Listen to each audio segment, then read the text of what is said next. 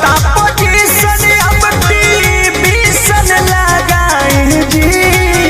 ए आमा जी पढ़तानी तो पढ़ाई जी ए आमा जी हमारा रजऊ के पढ़ाई जी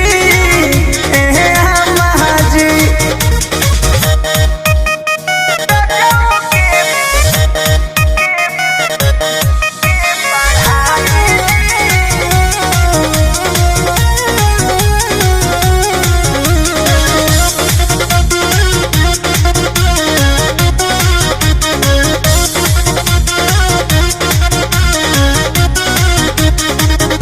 एमे ओमे पास करी है बीएडी डॉक्टर कहल कटर चाहे बन जई है सीएडी ए अम्मा जी अरे पंकज बबुआ लेखा हो गई है।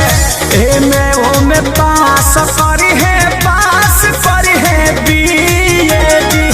डॉक्टर कहल कटर चाहे बन जई है सीएडी